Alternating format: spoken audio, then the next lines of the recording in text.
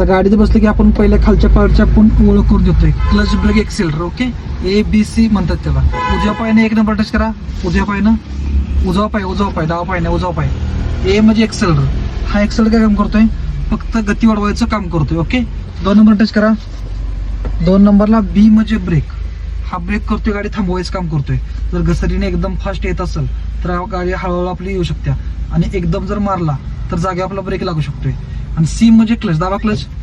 डावा पायाने उपयोग करायचा. हा पाय आपला रिझर्व आहे, ह्यानं फक्त क्लचचा उपयोग करायचा. ओके, C म्हणजे क्लच. हा क्लच काय काम करणार आहे? गाडी उठवण्याचं काम करणार आहे. ओके, गिअर शिफ्टिंग करण्याचं काम करणार आहे.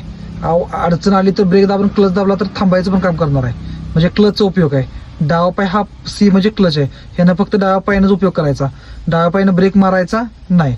उजव्या पायानं आपलं 2 उपयोग करायचं. ब्रेक दाबा, उजव्या पायानं ब्रेक, उजवा पाय ब्रेक आणि एक्सेलरेटर. ओके, अशी A B